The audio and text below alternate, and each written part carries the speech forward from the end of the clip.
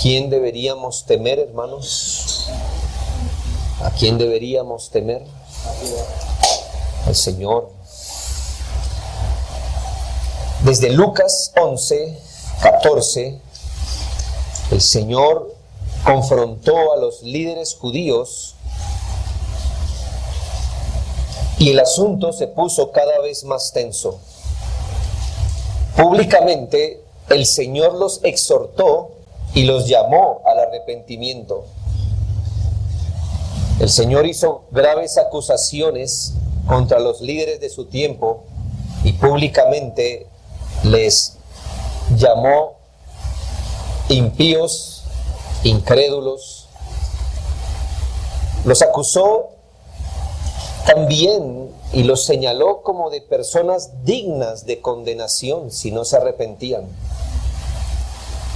Luego nos dice el relato que privadamente en casa de uno de ellos, no agotó palabras, allí sentado a la mesa también los acusó privadamente.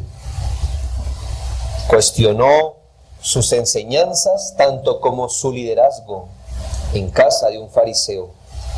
Según el relato, luego fuera de la casa una gran multitud se acercó a él y el Señor les advirtió de no seguir la hipocresía de ellos. Piensa en lo que le estoy diciendo.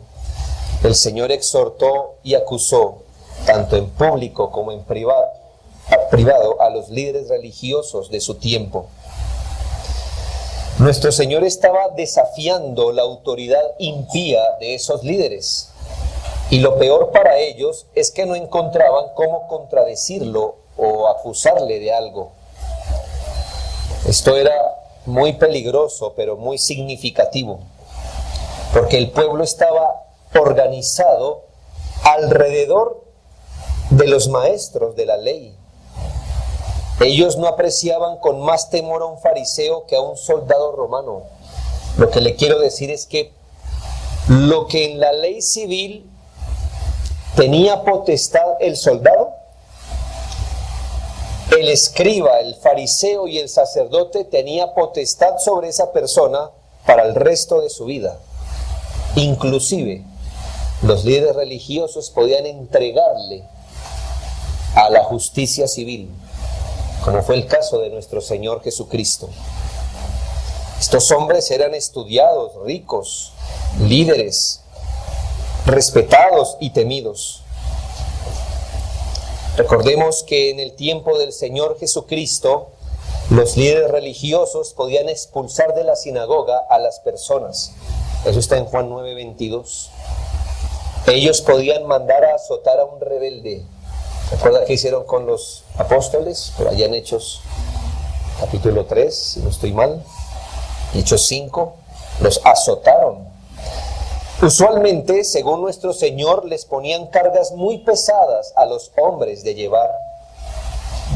Para los tiempos del Señor Jesús, los líderes religiosos habían añadido a la ley de Dios centenas de leyes extras que deberían cumplirse.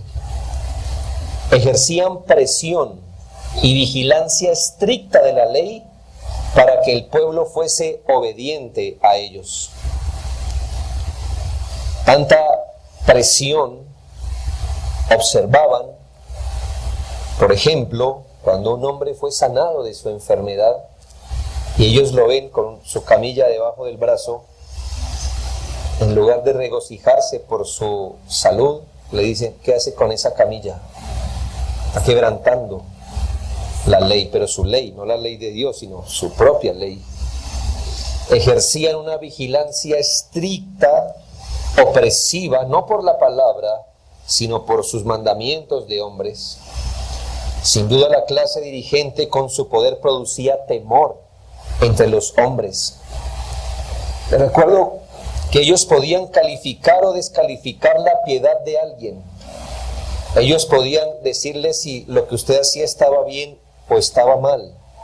Podían descalificarlo y hasta burlarse de su ofrenda. ¿Recuerda la mujer pecadora que se fue y quebró un perfume, una vasija de perfume a los pies de Cristo? ¿Sabe qué dijeron los fariseos? ¡Qué desperdicio! lo mejor que una mujer pecadora pudo dar, fue calificado por un líder religioso como qué desperdicio. Y si este fuera profeta ya sabría. Ellos marcaban la pauta externamente de lo que era lícito hacer, pensar y hasta sentir. Eso lo vemos en la acusación del Señor. Ustedes tienen la llave del conocimiento y se la esconden a los demás. El caso más representativo del poder que ellos tenían fue que fueron los asesinos intelectuales de Cristo. El apóstol Pedro, les recuerdo, se dirige a ellos diciéndoles: ustedes se unieron con los soldados y Poncio Pilato para dar muerte. Así que así eran las cosas con los líderes religiosos del tiempo de Cristo. No es como hoy. Usted hoy ve alguna separación entre el poder civil y el poder religioso. Ahora el poder religioso tiene cierta libertad en algunos casos. No era así en tiempos de Jesús. Solo había una religión, fue una manera de hacerla, y había hombres destinados a vigilar con sus propias leyes y hasta con la fuerza estas ordenanzas. Siendo así las cosas, el solo pensamiento de declararse en contra de ellos y sus enseñanzas era de por sí un absurdo, casi que un crimen. Entonces los seguidores de Cristo entraban en un gran dilema, pues siempre habían hecho y pensado lo que los escribas y fariseos les habían dicho. Pero el Señor Jesús hablaba con autoridad, de acuerdo a las Escrituras, en el poder de Dios. Y ahora su corazón se encendía por las palabras que escuchaban. Y la pregunta es, ¿qué hacer? ¿Por qué no declararse seguidor de Cristo? Pues bajo este contexto, seguir a Cristo y más, proclamarse abiertamente su discípulo, implicaba cuestionar a los fariseos, dar la espalda a sus enseñanzas con las consecuencias que esto le iba a traer. Pero supongo un escenario anexo, el caso de una familia donde uno creyera en Cristo y los demás no. Que la esposa quisiera seguir a Cristo y no su esposo. Que un hijo quisiera seguir a Cristo pero no sus padres. Que un fariseo, escriba o sacerdote, por ejemplo, quisiera seguir al Señor. ¿Qué le tocaría hacer en su tiempo? Por eso, luego de advertirles a sus discípulos acerca de la hipocresía de los maestros judíos, el Señor les hace una exhortación a sus discípulos. La vamos a ver en primera medida, mirando la insensatez de temer a quien no se debe. El Señor les enseñó a sus discípulos la insensatez de temer a quien no se debe.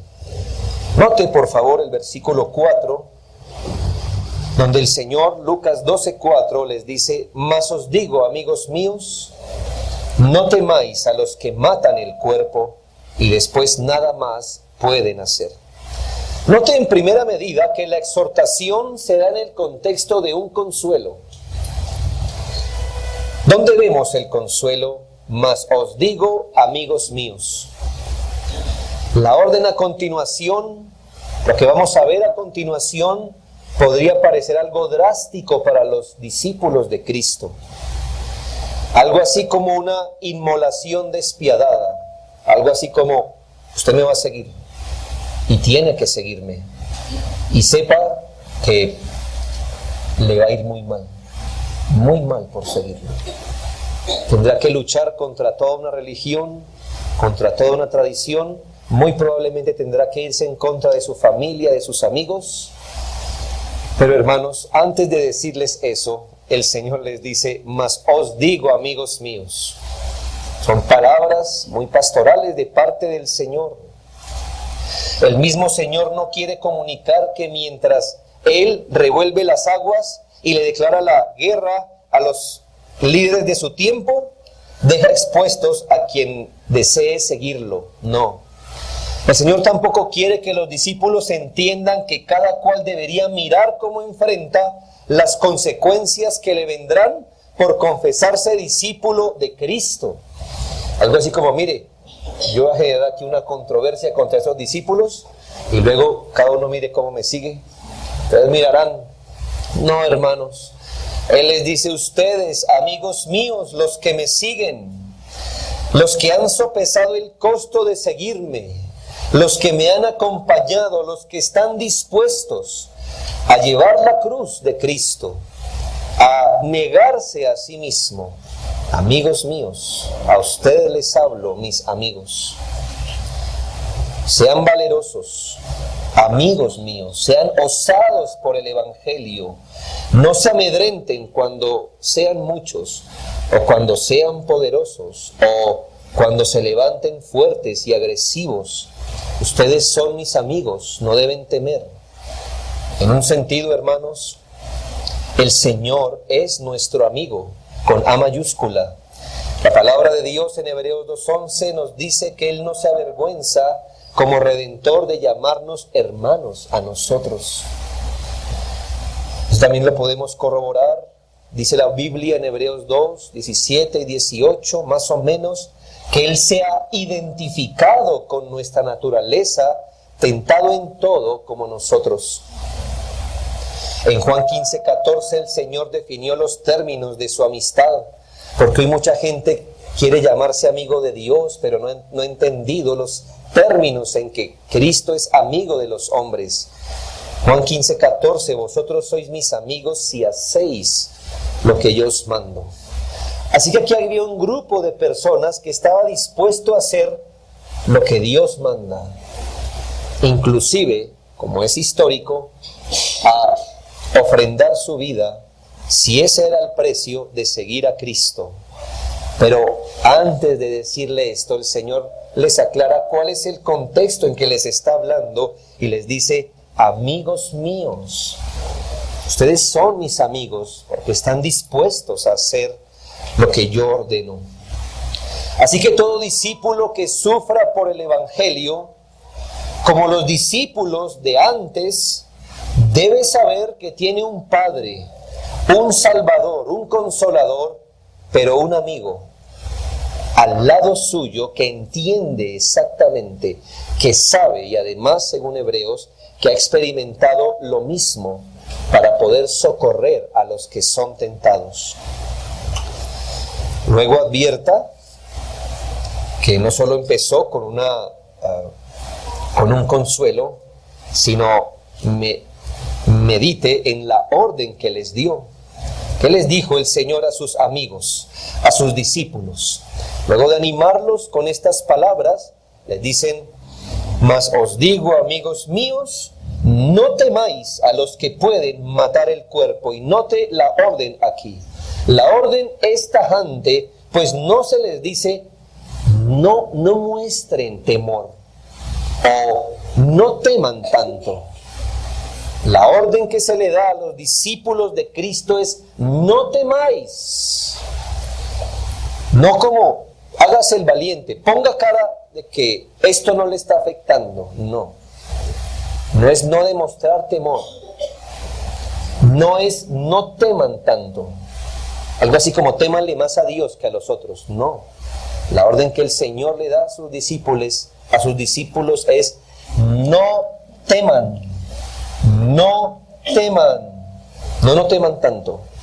Y precisamente les da la orden relacionada con nuestro mayor temor.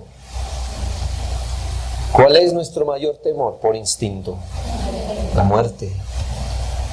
¿Qué tanto hacemos por no morir? Hacemos lo que sea necesario para no morir. Es instintivo nuestro temor a la muerte. Y gracias al temor a la muerte, usted y yo no somos imprudentes. Dios usa el temor a la muerte para resguardar nuestra vida. Imagínese si usted no temiera la muerte. ¿De cuántos quintos pisos hubiera botado abajo a ver si resistía? ¿Verdad? Gracias a que tememos a la muerte somos prudentes. Nos alimentamos medianamente bien. Hacemos cosas, tomamos un medicamento porque tememos a la muerte. Y el Señor aquí en este contexto está enseñando algo. Le dice a los discípulos: no teman. Pero amar a la palabra temor al mayor temor del hombre, a la muerte. No teman a los que matan el cuerpo. El Señor lleva la consideración de los discípulos a un cuadro hipotético, al más extremo que los discípulos pudieran experimentar. ¿Cuál es la consecuencia más extrema, más peligrosa, más dura que un discípulo de Cristo pudiera experimentar? Ser muerto por seguir al Señor. Y si esa es la consecuencia máxima, amarrado a la consecuencia máxima, el Señor dice: no teman, no teman. Algo así como: no teman a lo que por naturaleza temen, con más temor. Ese es un llamado a no tener miedo, no solo a los que podían llegar a ser expulsados de la religión, o a los que podían ser marginados, juzgados, perseguidos o maltratados. También es un llamado a no temer a quienes podían perder su vida por ser discípulos de Cristo. Esto en verdad ocurrió, y en muchos lugares hoy todavía ocurre. El precio de seguir a Cristo es la muerte, y si ese fuera el caso más grande, el Señor Jesús dice: aún si el costo de seguirme fuera la muerte, amigos míos, no teman a los que pueden matar el cuerpo. El Señor Jesús pone en evidencia algo, y es que el Evangelio no carece de enemigos, ni contradictores, no carece de burladores, ni le ha faltado gente que por la violencia quiera extinguirlo. Hermanos, hay gente violenta, hay gente que odia a Cristo y va a hacer lo que sea necesario para desanimar a los discípulos. Aun si ese fuera el caso, el Señor dice: no temáis a los que pueden matar el cuerpo.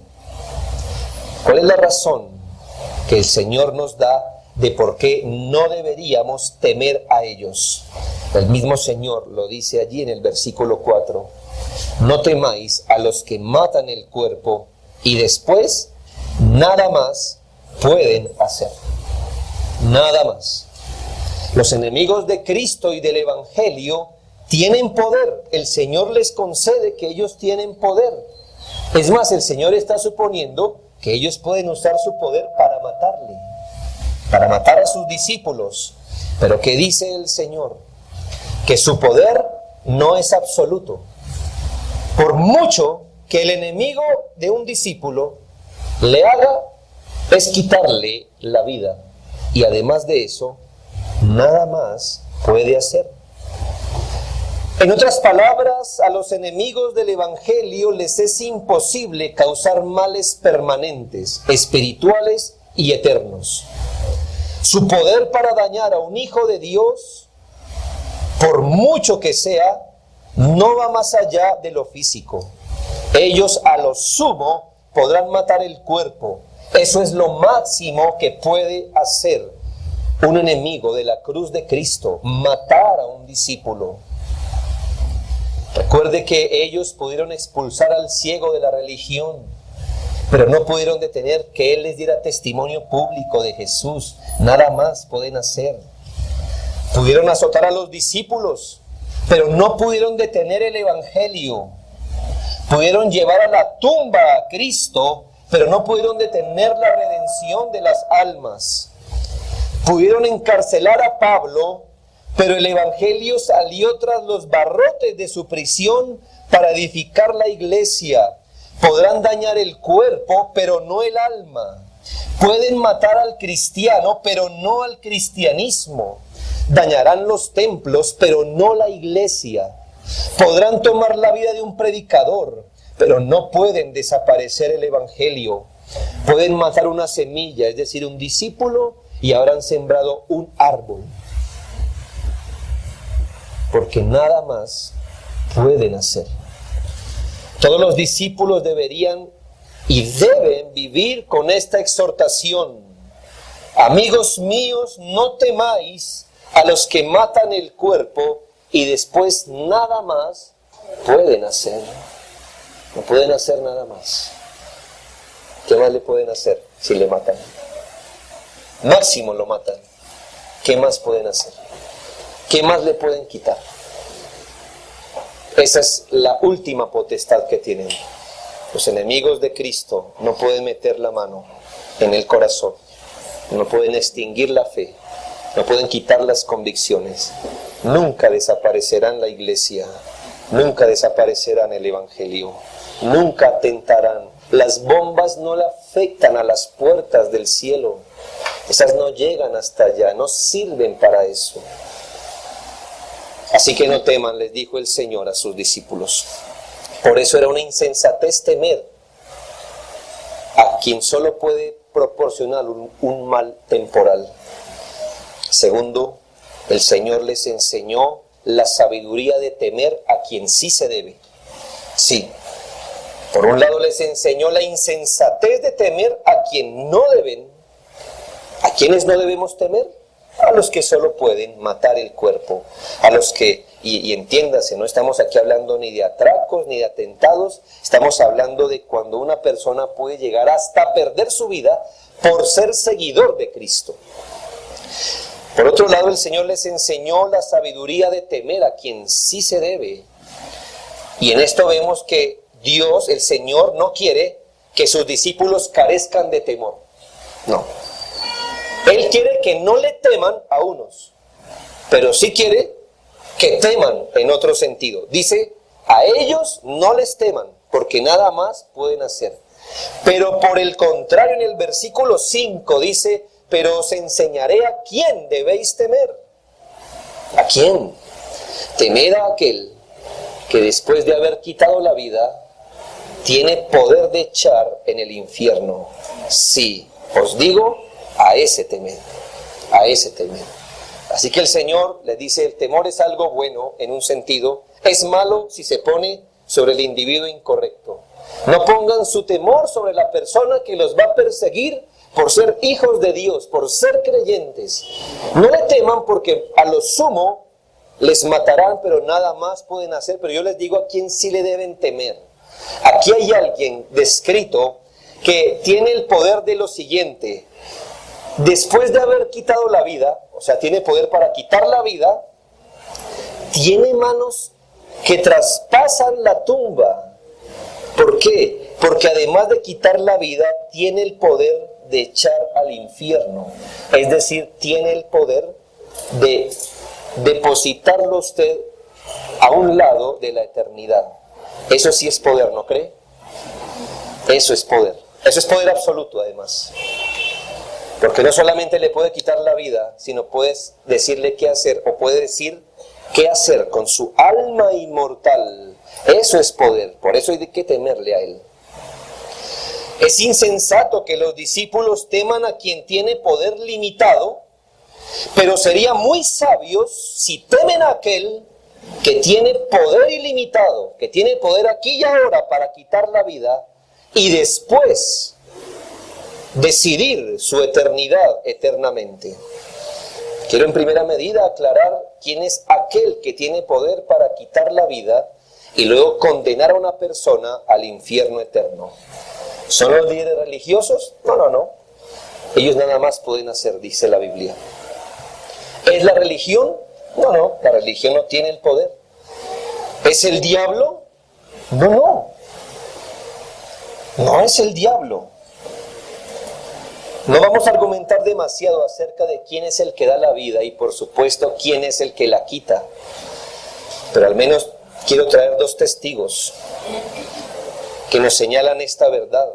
Primera de Crónicas 2:3. Los hijos de Judá eran Onán y Sela. Estos tres le nacieron de la hija de Súa, cananea, y Er, primogénito de Judá, fue malo delante de Jehová, quien lo mató. ¿Qué dice la Biblia de Jehová? Que Onán fue un hombre malvado delante de Jehová, y Jehová lo mató. Sí, hermanos, Jehová mata. ¿Cree que es el diablo el que mata? Pues es Dios el que lo hace. Dios no va más allá, Satanás no va más allá de donde Dios le permite hacer. Jehová lo mató. Jehová lo mató. Primera de Crónicas 10:14, dice: y no consultó a Jehová, por esta causa lo mató y traspasó el reino a David, hijo de Isaí. ¿Qué nos dice de Jehová? Que por causa del pecado de Saúl, Jehová lo mató. Jehová mató a Saúl y Jehová pasó el reino a David. ¿Quién tiene el poder de quitar la vida, hermanos? Dios. Dios. Y de enviar a la gente a la condenación, ¿eso sí es el diablo? No, Dios también. Mateo 25:41. Entonces dirá también a los de la izquierda: apartaos de mí, malditos, al fuego eterno preparado para el diablo y sus ángeles. ¿Quién está hablando aquí? Nuestro Señor Jesucristo. Y entonces, recogiendo estos datos, nos lleva a la consideración de la orden a quién deberíamos temer. El texto dice: teman a aquel que después de haber quitado la vida, ya comprobamos que es Dios, tiene el poder para echar en el infierno. Este es Dios también. Y el Señor dice: sí, os digo, a Él temed, a Él temed. Por eso todo temor, hermanos, todo temor completo, comprensivo, abrazador, supremo, máximo, debe dársele solamente a Dios. Los discípulos no deberían temer a aquellos que solo tienen poder limitado, sino solo temer a quien se le debe todo temor, como afirma 1 de Pedro 2:17, amad a los hermanos, temed a Dios, honrad al Rey, temed a Dios. Y Apocalipsis 14:7, temed a Dios y dadle gloria. Sí, hermanos, a ese temed a Dios. Mientras que la Biblia, como en textos como el Salmo 56:4, cuestiona a nuestros demás temores. Salmo 56:4 dice: en Dios alabaré su palabra, en Dios he confiado, no temeré. ¿Qué puede hacerme el hombre? Así que compare esto, hermano, compare esto. De un lado están quienes le pueden perseguir a usted por seguir la fe, por seguir a Cristo fielmente. La Biblia dice, y el Señor dice: a ellos no les teman, pero témanle a Dios. ¿Qué les puede hacer el hombre? ¿Qué le puede hacer el hombre? ¿Qué nos puede hacer el hombre? Relativamente, comparándolo con lo que nos puede hacer Dios, nada nos puede hacer el hombre. Nada efectivo nos puede hacer. Nos exhorta a vivir nuestra vida, la palabra de Dios, nos exhorta a tomar decisiones, a vivir, a proyectarnos, a seguir a Cristo bajo el temor de Dios. Y jamás hacer la vida de discípulo alrededor del temor al hombre. El Señor quiere que el discípulo suyo se distinga por cada paso que dé, darlo bajo el temor de Dios, a quien le debemos todo temor, y jamás motivado a hacer algo como discípulo por temor a quien nada más puede hacer. Piense lo siguiente, hermano: ¿qué hemos hecho por temor al hombre en nuestro seguimiento a Cristo? ¿Qué cosas hemos llegado a hacer con nuestro seguimiento a Cristo por temerle al ser humano? Muchas veces hemos escondido el Evangelio por temor al hombre, siendo que Él no puede hacer nada más. Nos hemos avergonzado del Evangelio por temor a quien nada nos puede hacer.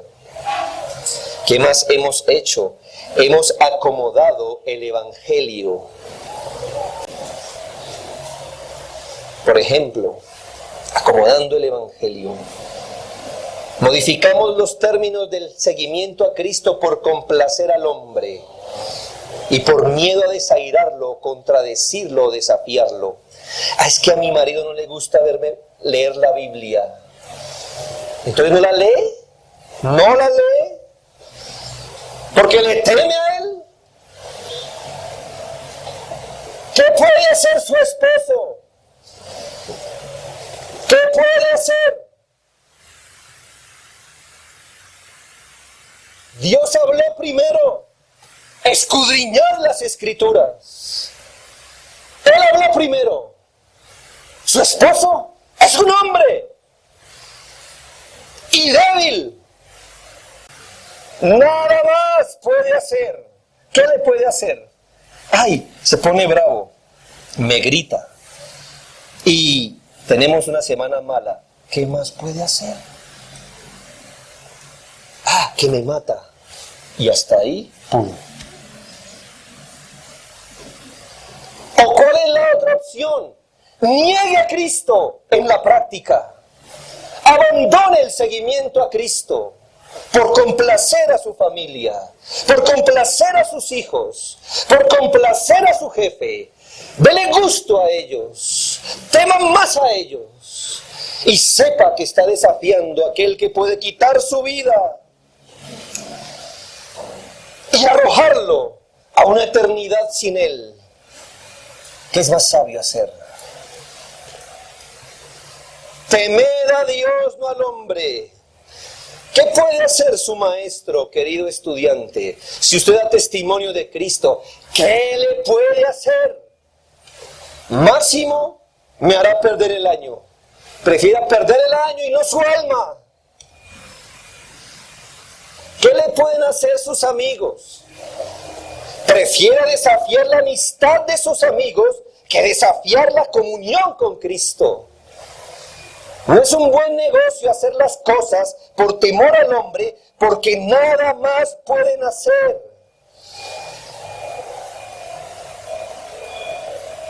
En el caso de los padres cuyos hijos quieren servir al Señor fielmente, ¿qué pueden hacer sus padres? Nada más, nada más. No pueden hacer nada más. Usted tiene que seguir a Cristo sin temor al hombre. No estoy hablando, hermanos y hermanas e hijos, de ser imprudente, de usar la iglesia y la religión para sus propios pecados. No, no. Ahora no diga que no le cocina al marido porque está en la iglesia. No, pues usted puede levantarse temprano y dejar cocinado. Seguimos a Cristo y no tememos al hombre, ni siquiera a nuestros jefes. El evangelio no puede ser rebajado, escondido o modificado por temor al hombre.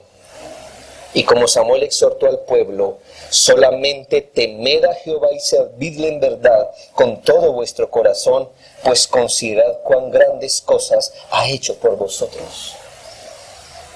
Su marido le ha dado rosas, hermana, qué bueno. Su Cristo le dio la salvación.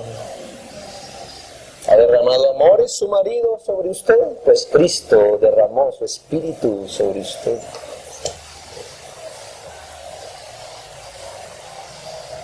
¿Sus padres le han sostenido, querido hijo?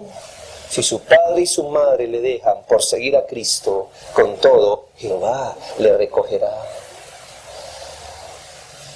¿Tiene miedo de su esposa? Pues Dios le ha concedido una iglesia que es la esposa de Cristo. Mirad cuán bueno ha sido Él con vosotros. Temedle a Él entonces. Lo que Cristo ha hecho por nosotros, nadie lo ha hecho por nosotros, ni nadie lo hará. ¿Y por qué no debemos, y por qué debemos temer a Dios? El texto nos lo dice, porque tiene poder para quitar la vida y para echar en el infierno. No es que Dios haga exhibición de su poder como siempre amedrentándonos con la espada. La Biblia no nos dice que debemos temer porque Él tiene el poder de echar en el infierno, no, sino aquel que tiene el poder, es decir, entre otras cosas, su poder puede usarlo para eso. Teman al gran juez, tema a quien pesa el corazón del hombre y mira sus acciones, teman al que tiene la potestad de condenar en el infierno. Y debo aclarar que aunque para muchos hoy el infierno no es más que fábulas y cuentos medievales. Hasta teólogos lo dicen hoy, incluido el anticristo, el Papa, piensa que el infierno no es un lugar real. Quiero que le quede claro que yo considero que hoy día, a menos que se levante otro, el Papa es el anticristo. El hombre de pecado, el hijo de perdición, el que se sienta en el trono como si fuera Dios. Él no es un hombre religioso, ni medianamente creyente. Es el hijo de perdición. Se viste de blanco, pero es negro por dentro. Malvado. ¿Sabe qué dicen ellos? Que el infierno no es más que un símbolo de la ausencia de Dios. Lo voy a tomar de sus propias palabras. Si ese es el símbolo, ¿cómo será la realidad?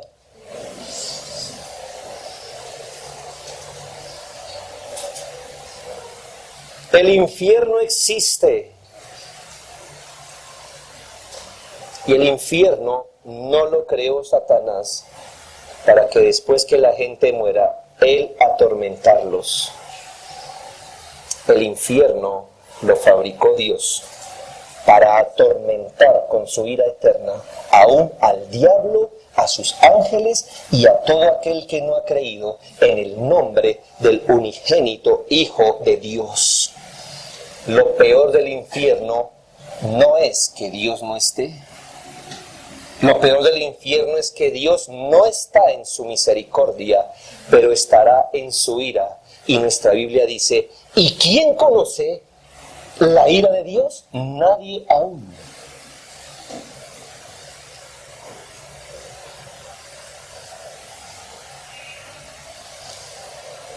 La palabra infierno usada por nuestro Señor es la palabra Gehenna, que significa valle de Hinnom.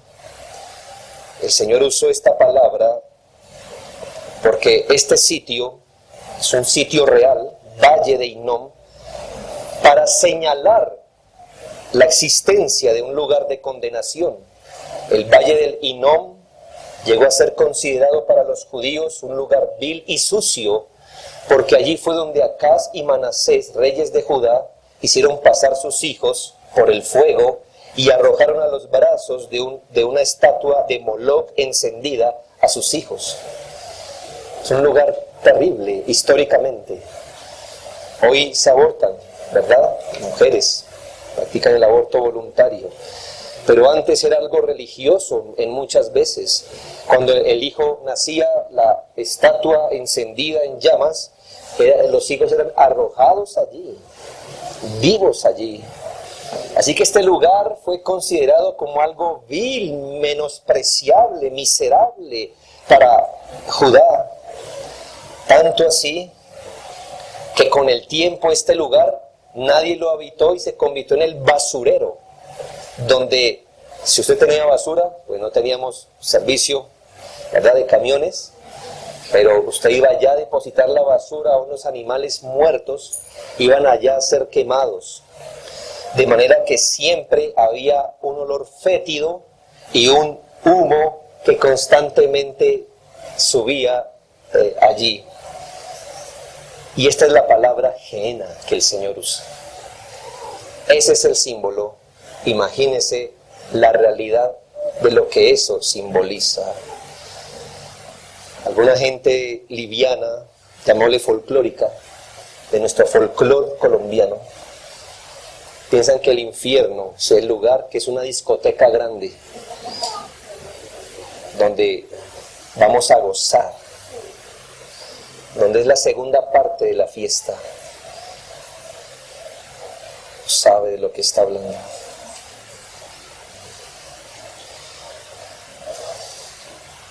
Es el lugar del que está escrito que su fuego nunca se apaga y el gusano que devora nunca muere. Es el lugar de tormentos, de la ausencia de las misericordias divinas. de todo dolor inimaginable, pero de un dolor perpetuo. ¿Qué dijo Jesús? Témanle al que los puede enviar allá. ¡Qué insensatez!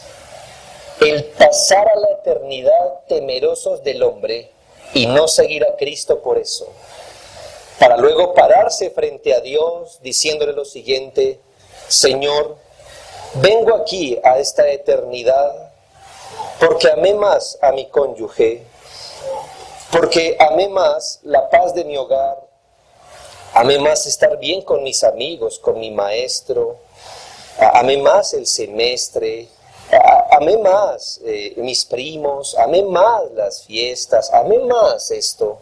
Tenía temor de contradecirle, me dio miedo hablarle a aquel, me dio temor decir esto. Y aquí estoy frente a la eternidad.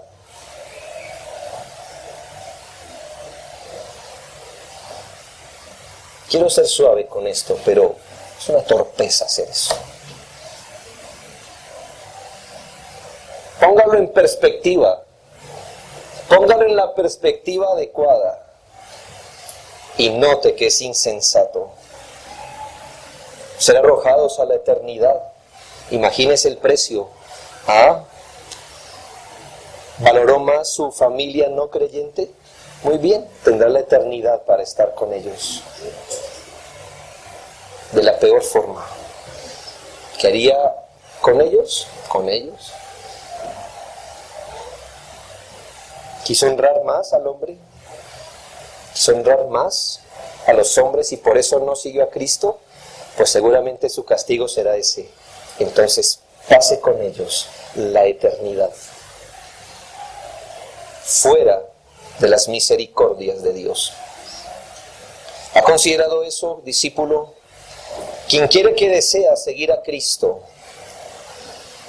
debe entender que todo paso que dé en Cristo, toda decisión que tome, la ha de tomar bajo el temor de Dios, bajo lo que piensa Dios, bajo lo que dice Dios, y jamás debe hacer su vida alrededor del temor al hombre. Así usted tenga que pararse frente al mundo, pero al lado de Dios, prefiera hacer eso y no pararse con el mundo enfrente de Dios. Jamás lo haga. Jamás lo haga. Prefiera nudo frente al mundo si Dios está con usted, porque ¿qué hará usted si Dios está contra usted? ¿A dónde irá? ¿A dónde irá? Quiero terminar como el Señor terminó su mensaje.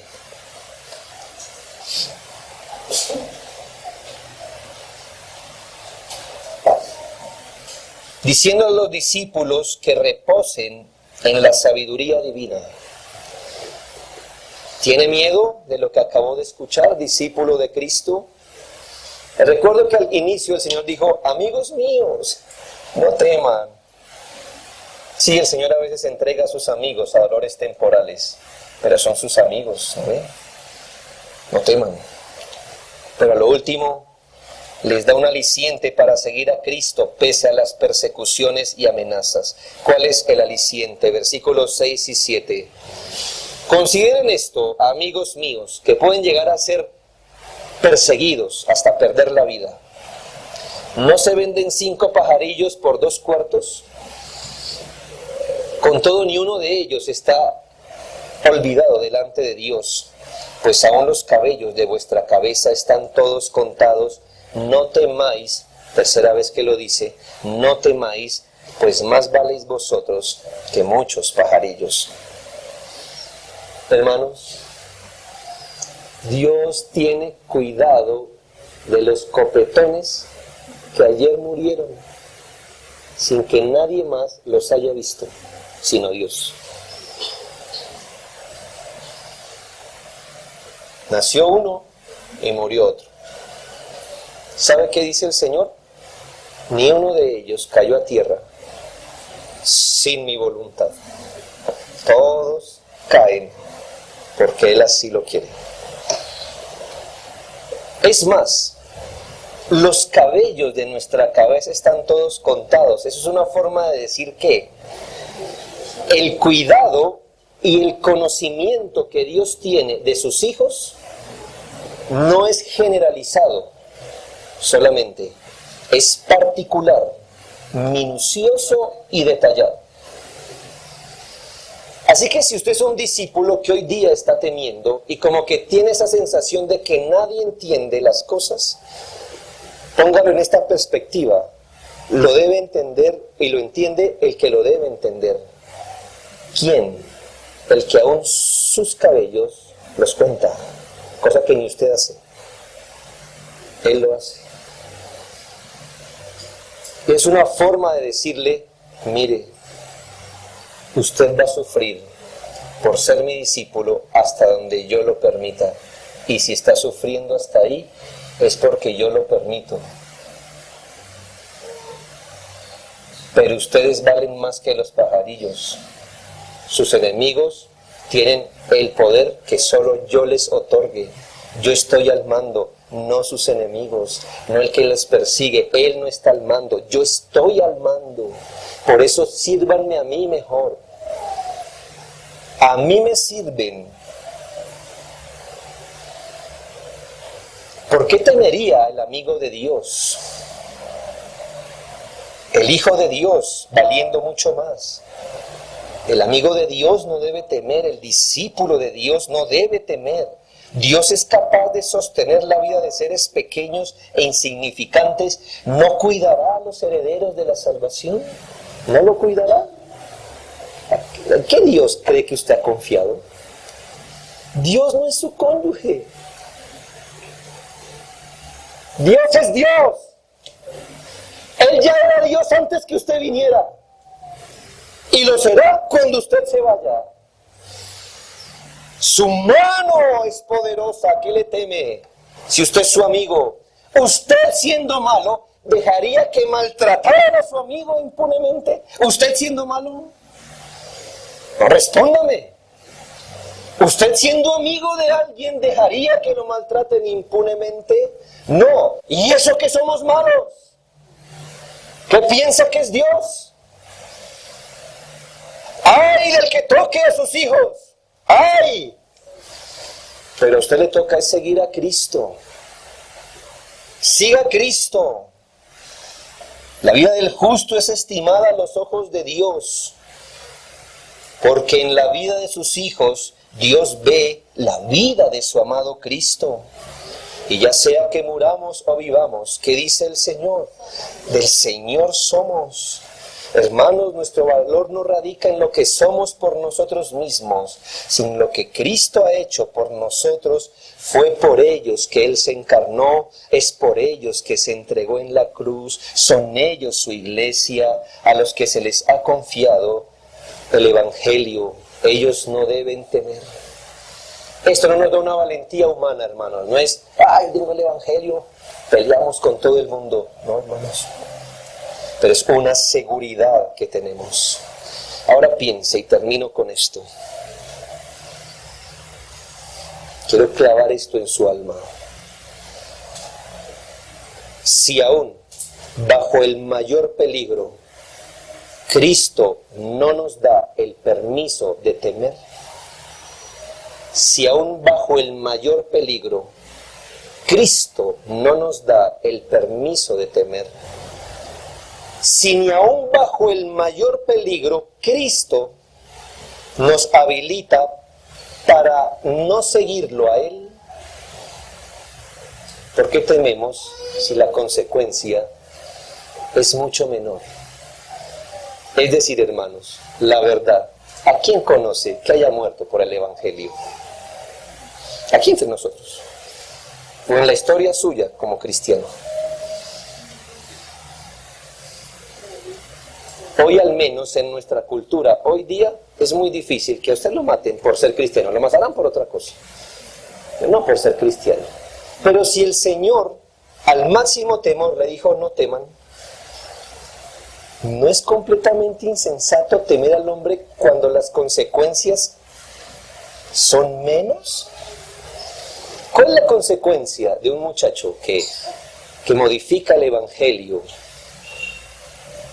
por temor al hombre, que se le burlen?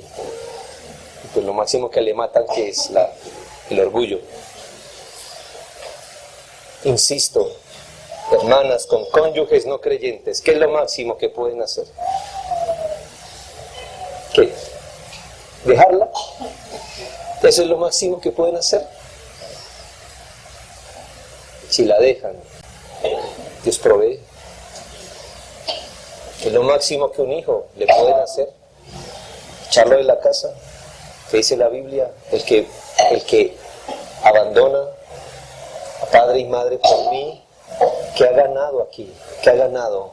100 veces más, dice el Evangelio. 100 veces más. 100 veces más. ¿Qué le pueden hacer? ¿Echarlo del trabajo? ¿Quién es el que lo empleó? ¿Un hombre? Pues Dios. ¿Qué le pueden hacer? ¿Qué? Burlárselo, echarlo, despreciarlo, calumniarlo. ¿Es eso nomás? ¿Es eso nomás? Es solo eso. Hoy es solo eso. Es solo eso. Y si no nos es permitido temer ni retroceder en el Evangelio por la muerte, mucho menos cuando la consecuencia es menor. Hermanos, anímese. No tema llevar el Evangelio, ni se avergüence por llevarlo. ¿Por qué nos avergonzaríamos del que no se avergonzó en llevar nuestra cruz? El que no retrocedió cuando fue burlado y escupido, llevando la cruz que usted y yo debimos llevar. Él no se avergonzó de su cruz, nunca se avergüence de su Salvador. Él no retrocedió, aun cuando la ira de su Padre estuvo sobre él. Nunca retroceda si la ira del hombre está sobre usted, porque su Salvador no retrocedió, ni con el ceño fruncido de su Padre. Por amor a su iglesia, jamás retroceda al lado de un hombre. No somos tanto. Cristo es todo. Sea Dios veraz y todo hombre mentiroso. Siga a Cristo. Siga a Cristo en sus términos. Y si le tocó sufrir unos años, que así sea. Pero tendrá una eternidad. Un segundo de eternidad, créalo. Un segundo de eternidad borrará cualquier mal recuerdo de años en esta vida. Un segundo de infierno borrará toda sonrisa y buen recuerdo que usted haya podido tener. Tema a Dios, no al hombre. Oremos.